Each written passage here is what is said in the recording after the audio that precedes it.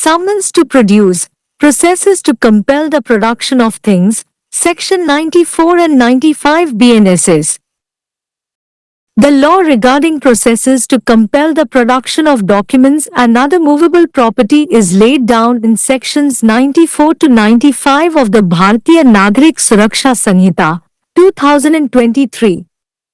Such processes are of two kinds, viz., a summons and a search warrant.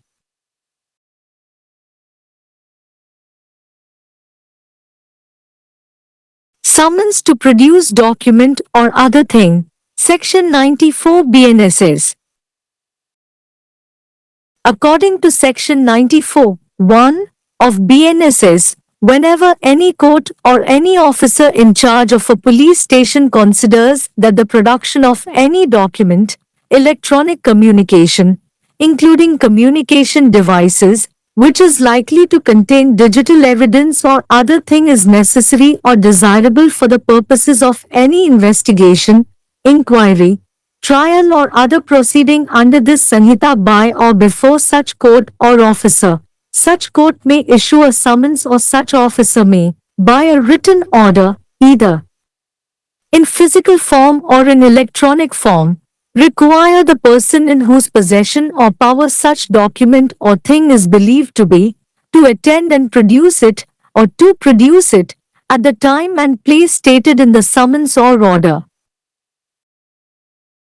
According to Section 94(2) of BNSS, any person required under this section merely to produce a document or other thing shall be deemed to have complied with the requisition if he causes such document or thing to be produced instead of attending personally to produce the same. According to Section 94(3) of BNSS, nothing in this section shall be deemed a. to affect Sections 129 and 130 of the Bharatiya Saksha Adhiniyam, 2023 or the Bankers' Books Evidence Act, 1891, 13 of 1891, or b. to apply to a letter, postcard, or other document or any parcel or thing in the custody of the postal authority. The purpose is to gather relevant evidence or material that can assist in discovering the truth and reaching a fair decision during judicial proceedings. The term person mentioned in the section does not include an accused person in trial. Note that this section applies not only to documents but also to any other thing, physical evidence, such as electronic records, objects, or material evidence that might be relevant to the case.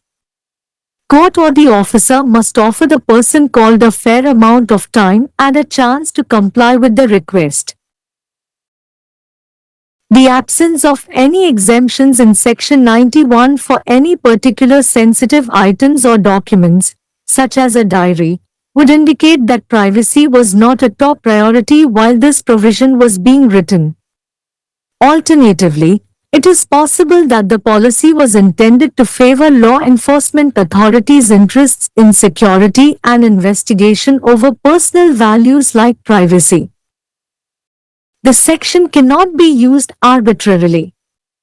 The document or the thing called must have a relation to or connection with the subject matter of the investigation, inquiry or trial and throw some light on the proceedings or some link in the claim of evidence. The most essential factor of an order under this section is a consideration by the court that the production of the documents concerned was desirable and necessary for the purpose of the trial. In Ajay Mukherjee v.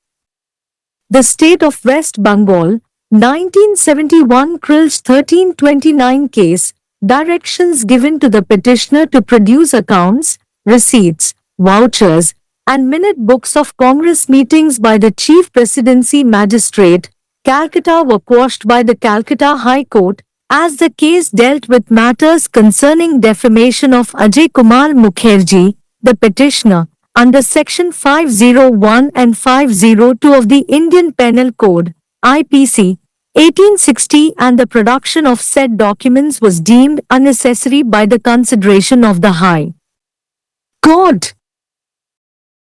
In Lotan Bhoji Patil Way, the state of Maharashtra, 1975 Krilj 1577 case, the Bombay High Court observed that the court must be informed of the name of the person in whose possession or power the document is, or else the application for summons will not be entertained. If a court or any officer in charge of a police station is of the opinion that the production of any document or other thing is necessary for the purposes of the investigation, inquiry, trial of the case or other proceeding before such court or officer, such court may issue summons, or such officer a written order, under Section 94 of BNSS to the person in whose possession such document or thing is believed to be, requiring him to attend and produce the same before the court at the time and place mentioned in the summons. Thus, it can be used by both courts and police officers. Courts issue summons, and police officers issue written orders to obtain such evidence during an investigation or trial. Such person against whom summons or order is issued to produce thing is not under an obligation to attend personally. He may send the same through some other person. Section 94 of BNSS includes the production of digital data and other forms of electronic evidence possessed by intermediaries or other persons. In Emperor V.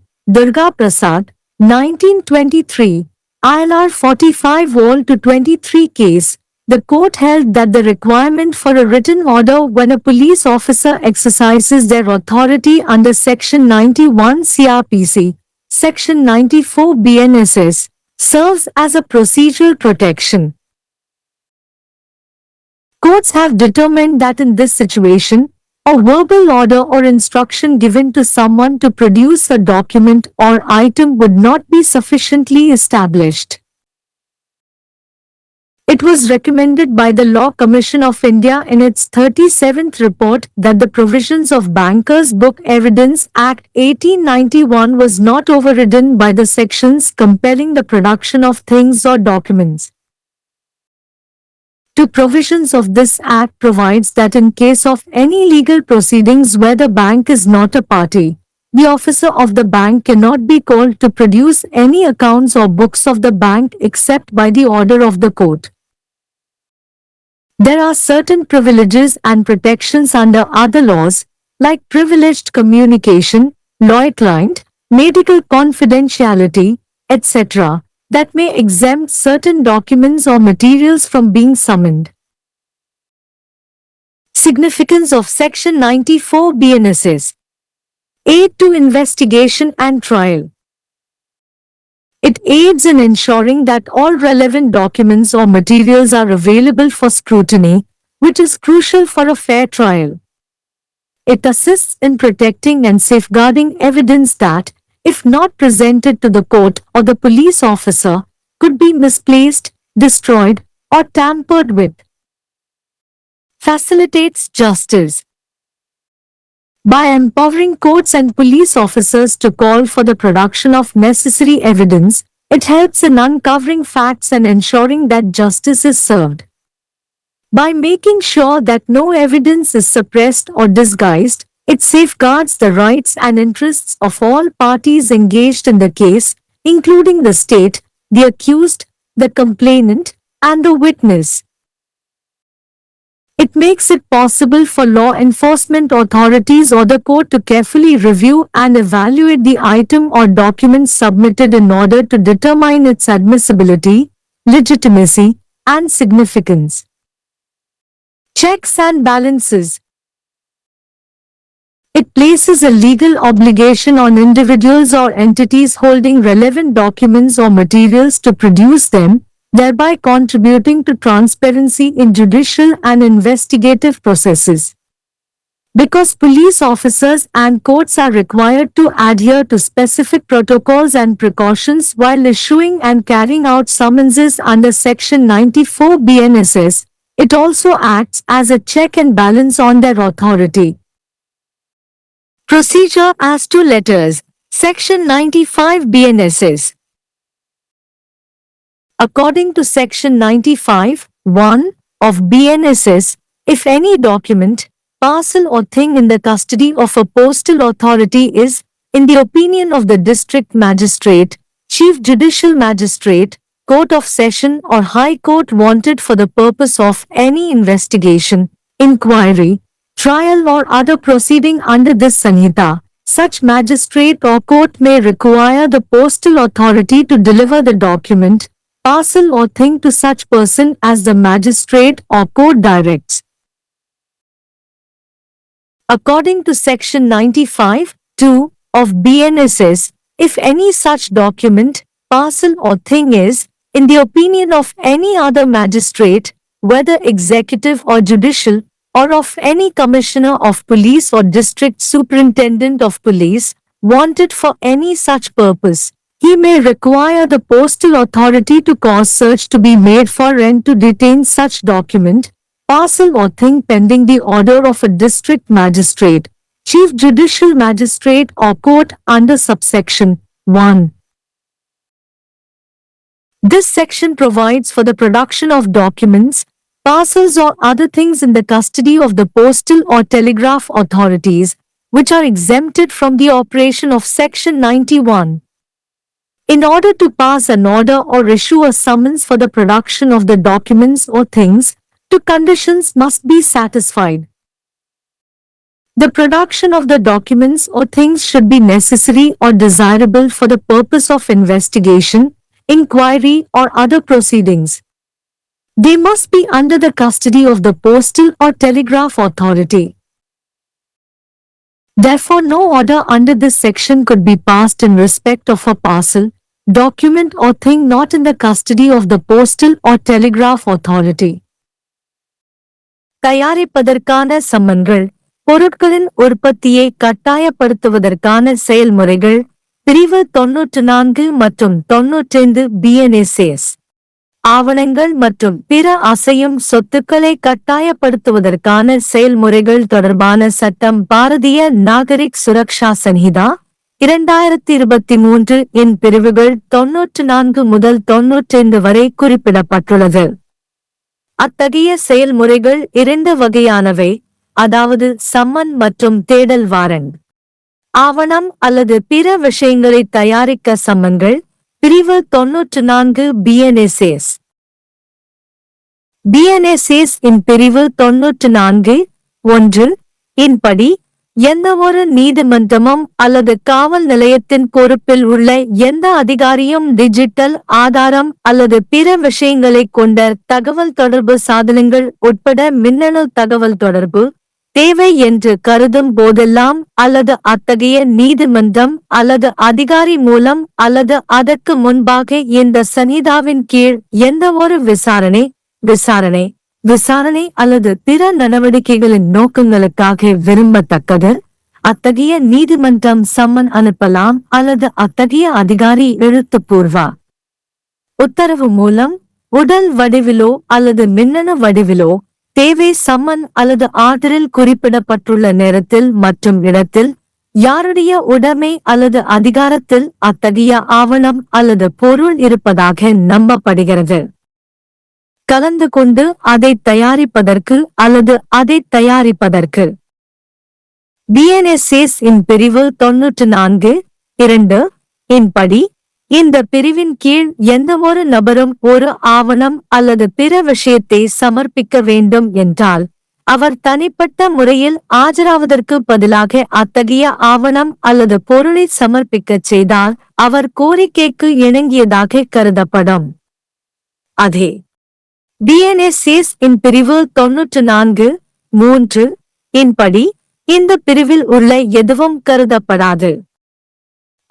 Bharatiya சாக்ஷ்ய ஆதனியம் 2023 இன் பிரிவுகள் 129 மற்றும் 130 அல்லது வங்கியாளர்களின் புத்தக ஆதாரச் சட்டம் 1891, 13 இன் 1891 அல்லது ஒரு கடிதம் அஞ்சல் அட்டை அல்லது பிற ஆவணம் அல்லது தபால் அதிகாரியின் பாதுகாப்பில் உள்ள ஏதேனும் பார்சல் அல்லது பொருளுக்கு விண்ணப்பிக்க.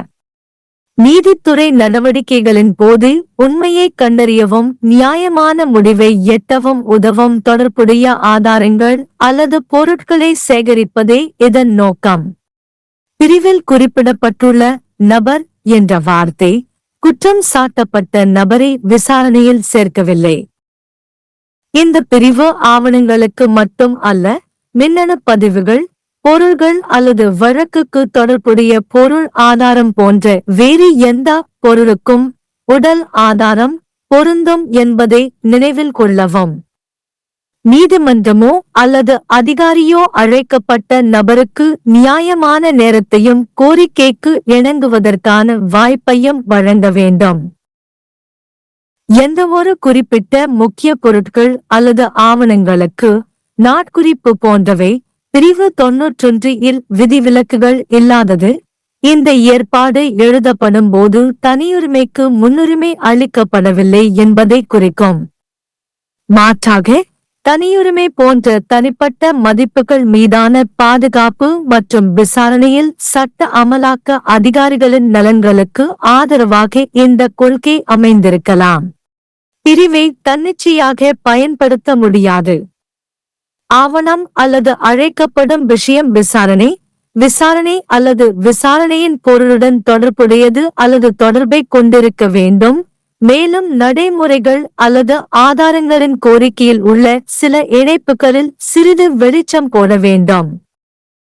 இந்த பிரிவின் கீழ் ஒரு உத்தரவின் மிக இன்றியமையாத காரணியானது சம்பந்தப்பட்ட ஆவணங்களை சமர்ப்பிப்பது விரும்பத்தக்கது மற்றும் விசாரணையின் நோக்கத்திற்காக அவசியமானது என்று நீதிமன்றம் கருதுகிறது.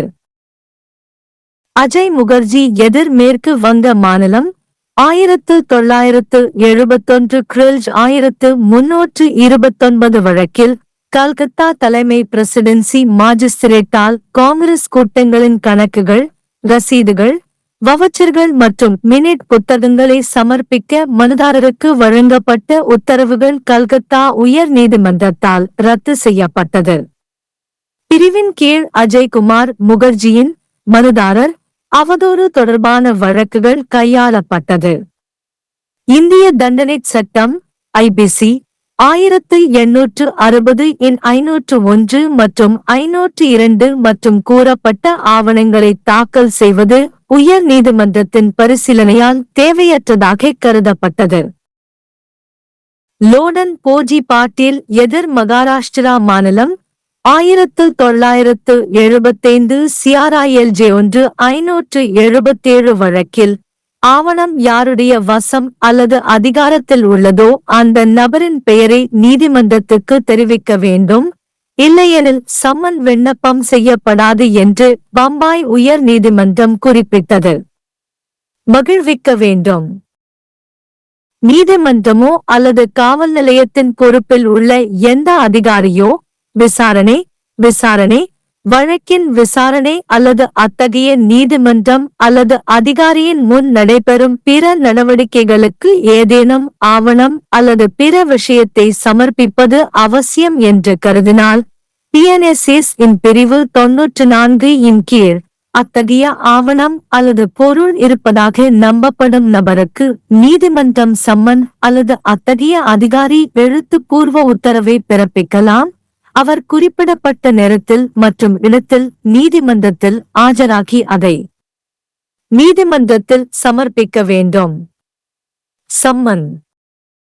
எனவே இதை நீதிமன்றங்கள் மற்றும் காவல்துறை அதிகாரிகள் இருவரும் பயன்படுத்தலாம். நீதிமன்றங்கள் சம்மன்களை வழங்குகின்றன, மேலும் போலீஸ் அதிகாரிகள் விசாரணை அல்லது விசாரணையின் போது அத்தகைய ஆதாரங்களை பெற எழுத்துப்பூர்வ உத்தரவுகளை வழங்குகிறார்கள். யாரை ஆஜர்படுத்துவதற்கு சம்மன் அல்லது உத்தரவு பிறப்பிக்கப்படுகிறதோ அவர் நேரில் ஆஜராக வேண்டிய கடமை இல்லை.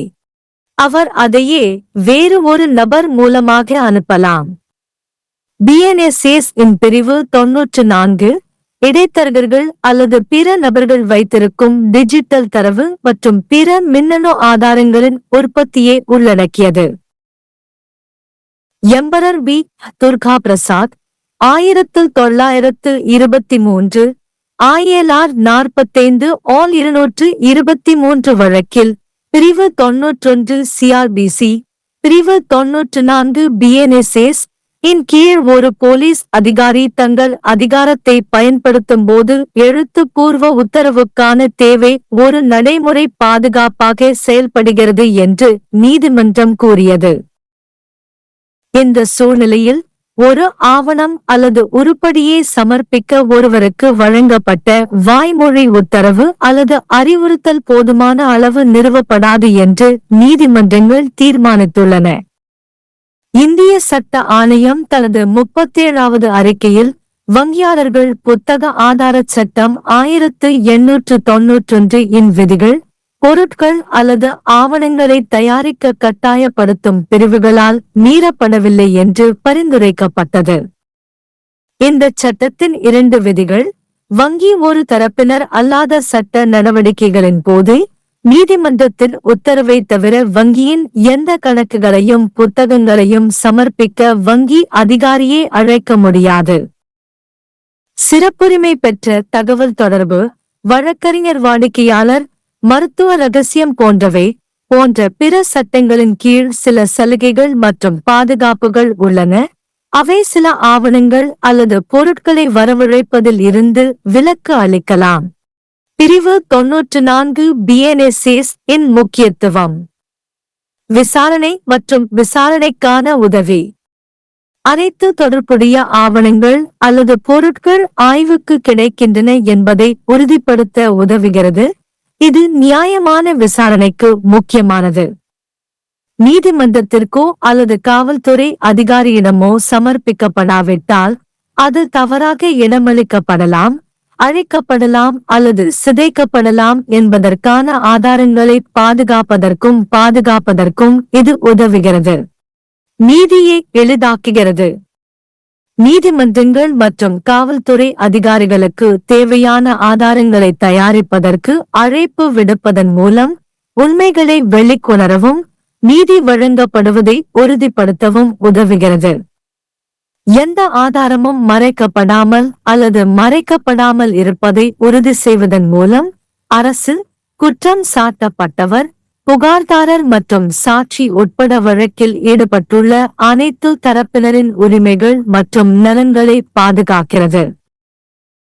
சட்ட அமலாக்க அதிகாரிகள் அல்லது நீதிமன்றம் சமர்ப்பிக்கப்பட்ட உருப்படி அல்லது ஆவணத்தை அதன் ஏற்றுக்கொள்ளுதல், சட்டப்பூர்வத்தன்மை மற்றும் முக்கியத்துவத்தை தீர்மானிக்க கவனமாக மதிப்பாய்வு செய்து மதிப்பீடு செய்வதை இது சாத்தியமாக்குகிறது. காசோலைகள் மற்றும் இருப்புக்கள். இது தொடர்புடைய ஆவணங்கள் அல்லது பொருட்களை வைத்திருக்கும் தனிநபர்கள் அல்லது நிறுவனங்கள் மீது சட்டப்பூர்வ கடமையை வைக்கிறது. அதன் மூலம் நீதித்துறை மற்றும் விசாரணை செயல்முறைகளில் வெளிப்படைத்தன்மைக்கு பங்களிக்கிறது. போலீஸ் அதிகாரிகள் மற்றும் நீதிமன்றங்கள் பிரிவு 94 BNSS இன் கீழ் சம்மன்களை வழங்கும் போதும் செயல்படுத்தும் போதும் குறிப்பிட்ட நெறிமுறைகள் மற்றும் முன்னெச்சரிக்கைகளை கடைபிடிக்க வேண்டும் என்பதால் அது அவர்களின் அதிகாரத்தின் மீதான சரிபார்ப்பு மற்றும் சமநிலையாகவும் செயல்படுகிறது. கடிதங்களுக்கான செயல்முறை. பிரிவு 95 BNSS. பிரிவு 95 1 இன் படி மாவட்ட மாஜிஸ்திரேட், தலைமை ஜுடிசியல் மாஜிஸ்திரேட், செஷன்ஸ் நீதிமன்றம் அல்லது உயர் நீதிமன்றத்தின் கருத்துப்படி அஞ்சல் அதிகாரியின் பாதுகாப்பில் உள்ள ஆவணம், பார்சல் அல்லது பொருள் ஏதேனும் இருந்தால் இந்த சன்ஹிதாவின் கீழ் விசாரணை அல்லது பிற நடவடிக்கைகள் அத்தகைய மாஜிஸ்திரேட் அல்லது நீதிமன்றம், மாஜிஸ்திரேட் அல்லது நீதிமன்றம் போன்ற நபருக்கு ஆவணம், பார்சல் அல்லது பொருளை வழங்க அஞ்சல் அதிகாரம் தேவைப்படலாம். பிஎன்எஸ்எஸ் பிரிவு 95 2 இன் படி அத்தகைய ஆவணம், பார்சல் அல்லது பொருள் நிர்வாக அல்லது நீதித்துறை அல்லது ஏதேனும் காவல்துறை ஆணையர் அல்லது மாவட்ட காவல் கண்காணிப்பாளர் ஆகியோரின் கருத்துப்படி அத்தகைய எந்த நோக்கத்திற்காகவும் விரும்பினால் மாவட்ட மாஜிஸ்திரேட், தலைமை ஜுடிஷியல் மாஜிஸ்திரேட் அல்லது நீதிமன்றத்தின் உத்தரவு நிலுவையில் இருக்கும் வரை அத்தகைய ஆவணம், பார்சல் அல்லது பொருளை தேடுவதற்கும் காவலில் வைப்பதற்கும் அவர் தபால் அதிகாரியை கோரலாம். துணைப்பிரிவு 1. பிரிவு 91 இன் செயல்பாட்டிலிருந்து விலக்கு அளிக்கப்பட்ட அஞ்சல் அல்லது தந்தி அதிகாரிகளின் பாதுகாப்பில் உள்ள ஆவணங்கள், பார்சல்கள் அல்லது பிற விஷயங்களை தயாரிப்பதற்கு இந்த பிரிவு வழங்குகிறது. விஷயங்கள் 2 நிபந்தனைகள் பூர்த்தி செய்யப்பட வேண்டும்.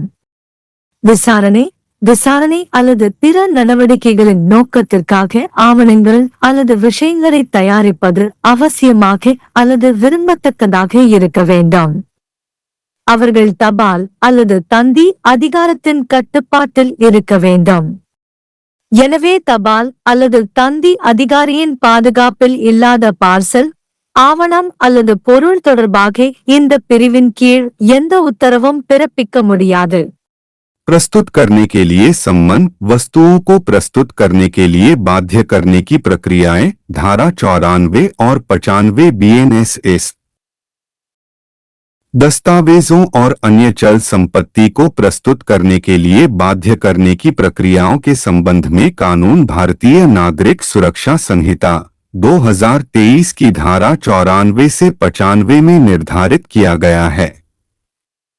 ऐसी प्रक्रियाएं 2 प्रकार की होती हैं, अर्थात सम्मन और तलाशी वारंट। दस्तावेज या अन्य वस्तु प्रस्तुत करने के लिए सम्मन, धारा 94 BNSS। BNSS की धारा 94(1) के अनुसार जब भी कोई न्यायालय या पुलिस थाने का प्रभारी अधिकारी यह समझता है कि इस संहिता के अंतर्गत किसी जांच, पूछताछ, परीक्षण या अन्य कार्यवाही के लिए किसी दस्तावेज, इलेक्ट्रॉनिक संचार जिसमें डिजिटल साक्ष्य या अन्य वस्तु शामिल हो सकती है, का प्रस्तुतिकरण आवश्यक या वांछनीय है, तो ऐसा न्यायालय सम्मन जारी कर सकता है या ऐसा अधिकारी लिखित आदेश द्वारा, चाहे भौतिक रूप में हो या इलेक्ट्रॉनिक रूप में, उस व्यक्ति को जिसके कब्जे या शक्ति में ऐसा दस्तावेज या वस्तु माना जाता है, उपस्थित होने और उसे प्रस्तुत करने या सम्मन या आदेश में बताए गए समय और स्थान पर प्रस्तुत करने के लिए कह सकता है। BNSS की धारा 94(2) के अनुसार इस धारा के अंतर्गत किसी व्यक्ति से केवल दस्तावेज या अन्य वस्तु प्रस्तुत करने के लिए अपेक्षित होने पर, यदि वह दस्तावेज या वस्तु को प्रस्तुत करने के लिए व्यक्तिगत रूप से उपस्थित होने के बजाय उसे प्रस्तुत करवाता है, तो उसे आवश्यकता का अनुपालन करने वाला माना जाएगा। BNSS की धारा 94(3) के अनुसार इस धारा में कुछ भी ऐसा नहीं माना जाएगा जो भारतीय साक्ष्य अधिनियम 2023 या बैंकर्स बुक एविडेंस एक्ट 1891, 1891 का 13 की धारा 129 और 130 को प्रभावित करता हो, या डाक प्राधिकरण की हिरासत में किसी पत्र, पोस्टकार्ड या अन्य दस्तावेज या किसी पार्सल या वस्तु पर लागू होता हो। इसका उद्देश्य प्रासंगिक साक्ष्य या सामग्री एकत्र करना है जो न्यायिक कार्यवाही के दौरान सत्य की खोज और निष्पक्ष निर्णय तक पहुंचने में सहायता कर सके। धारा में उल्लिखित व्यक्ति शब्द में मुकदमे में अभियुक्त व्यक्ति शामिल नहीं है। ध्यान दें कि यह धारा न केवल दस्तावेजों पर बल्कि किसी अन्य वस्तु, भौतिक साक्ष्य जैसे इलेक्ट्रॉनिक रिकॉर्ड वस्तुएं या भौतिक साक्ष्य पर भी लागू होती है जो मामले के लिए प्रासंगिक हो सकती है। न्यायालय या अधिकारी को बुलाए गए व्यक्ति को अनुरोध का अनुपालन करने के लिए उचित समय और अवसर प्रदान करना चाहिए। धारा 91 में किसी विशेष संवेदनशील वस्तु या दस्तावेज जैसे डायरी के लिए किसी छूट का न होना यह दर्शाता है कि इस प्रावधान को लिखे जाने के दौरान गोपनीयता सर्वोच्च प्राथमिकता नहीं थी। वैकल्पिक रूप से यह संभव है कि नीति का उद्देश्य गोपनीयता जैसे व्यक्तिगत मूल्यों पर सुरक्षा और जांच में कानून प्रवर्तन अधिकारियों के हितों का पक्ष लेना था। धारा का मनमाने ढंग से उपयोग नहीं किया जा सकता है। दस्तावेज या जिस चीज को बुलाया गया है उसका जांच, पूछताछ या परीक्षण के विषय से संबंध या जुड़ाव होना चाहिए और कार्यवाही पर कुछ प्रकाश डालना चाहिए या साक्ष्य के दावे में कुछ लिंक देना चाहिए। इस धारा के तहत किसी आदेश का सबसे आवश्यक कारक न्यायालय द्वारा यह विचार है कि संबंधित दस्तावेजों का उत्पादन परीक्षण के उद्देश्य के लिए वांछनीय और आवश्यक था। अजय मुखर्जी बनाम पश्चिम बंगाल राज्य 1971 क्रिल्ज 1329 मामले में मुख्य प्रेसिडेंसी मजिस्ट्रेट कलकत्ता द्वारा कांग्रेस की बैठकों के खाते, रसीदें, वाउचर और मिनट बुक प्रस्तुत करने के लिए याचिकाकर्ता को दिए गए निर्देशों को कलकत्ता उच्च न्यायालय ने रद्द कर दिया था, क्योंकि यह मामला भारतीय दंड संहिता आईपीसी 1860 की धारा 501 और 502 के तहत अजय कुमार मुखर्जी, याचिकाकर्ता की मानहानि से संबंधित मामलों से संबंधित था और उच्च न्यायालय ने विचार करते हुए उक्त दस्तावेजों को प्रस्तुत करना अनावश्यक माना था। लोटन भोजी पाटिल बनाम महाराष्ट्र राज्य 1975 क्रिल्ज 1577 मामले में बॉम्बे उच्च न्यायालय ने कहा कि न्यायालय को उस व्यक्ति के नाम से अवगत कराया जाना चाहिए जिसके पास या जिसके अधिकार में दस्तावेज है, अन्यथा समन के लिए आवेदन पर विचार नहीं किया जाएगा। यदि किसी न्यायालय या पुलिस थाने के प्रभारी अधिकारी की राय है कि ऐसे न्यायालय या अधिकारी के समक्ष जांच, पूछताछ, मामले की सुनवाई या अन्य कार्यवाही के प्रयोजनों के लिए किसी दस्तावेज या अन्य चीज को प्रस्तुत करना आवश्यक है, तो ऐसा न्यायालय उस व्यक्ति को बीएनएस की धारा 94 के तहत समन जारी कर सकता है या ऐसा अधिकारी लिखित आदेश दे सकता है जिसके कब्जे में ऐसा दस्तावेज या चीज होने का विश्वास है, जिसमें उसे समन में उल्लिखित समय और स्थान पर न्यायालय के समक्ष उपस्थित होने और उसे प्रस्तुत करने की आवश्यकता होगी। इस प्रकार इसका उपयोग न्यायालय और पुलिस अधिकारी दोनों द्वारा किया जा सकता है। न्यायालय समन जारी करते हैं और पुलिस अधिकारी जांच या सुनवाई के दौरान ऐसे साक्ष्य प्राप्त करने के लिए लिखित आदेश जारी करते हैं। ऐसा व्यक्ति जिसके खिलाफ चीज पेश करने के लिए समन या आदेश जारी किया जाता है, वह व्यक्तिगत रूप से उपस्थित होने के लिए बाध्य नहीं है। वह इसे किसी अन्य व्यक्ति के माध्यम से भेज सकता है। बीएनएस की धारा 94 में मध्यस्थों या अन्य व्यक्तियों के पास मौजूद डिजिटल डेटा और इलेक्ट्रॉनिक साक्ष्य के अन्य रूपों को प्रस्तुत करना शामिल है। सम्राट बनाम दुर्गा प्रसाद 1923 ILR 45 और 223 मामले में न्यायालय ने माना कि जब कोई पुलिस अधिकारी धारा 91 CRPC, धारा 94 BNSS के तहत अपने अधिकार का प्रयोग करता है, तो लिखित आदेश की आवश्यकता प्रक्रियात्मक सुरक्षा के रूप में कार्य करती है। न्यायालयों ने निर्धारित किया है कि इस स्थिति में किसी व्यक्ति को कोई दस्तावेज या वस्तु प्रस्तुत करने के लिए दिया गया मौखिक आदेश या निर्देश पर्याप्त रूप से स्थापित नहीं होगा। भारत के विधि आयोग ने अपनी 37वीं रिपोर्ट में यह अनुशंसा की थी कि बैंकर्स बुक एविडेंस एक्ट 1891 के प्रावधानों को उन धाराओं द्वारा अधिरोहित नहीं किया जाना चाहिए जो चीजों या दस्तावेजों को प्रस्तुत करने के लिए बाध्य करती हैं। इस अधिनियम के दो प्रावधान यह प्रदान करते हैं कि किसी भी कानूनी कार्यवाही के मामले में जहां बैंक पक्ष नहीं है, बैंक के अधिकारी को न्यायालय के आदेश के अलावा बैंक के किसी भी खाते या पुस्तकों को प्रस्तुत करने के लिए नहीं बुलाया जा सकता है। अन्य कानूनों के तहत कुछ विशेषाधिकार और सुरक्षाएं हैं, जैसे विशेषाधिकार प्राप्त संचार, वकील, ग्राहक, चिकित्सा गोपनीयता आदि, जो कुछ दस्तावेजों या सामग्रियों को तलब किए जाने से छूट दे सकते हैं। धारा 94 BNSS का महत्व। जांच और परीक्षण में सहायता। यह सुनिश्चित करने में सहायता करता है कि सभी प्रासंगिक दस्तावेज या सामग्री जांच के लिए उपलब्ध हैं, जो निष्पक्ष परीक्षण के लिए महत्वपूर्ण है।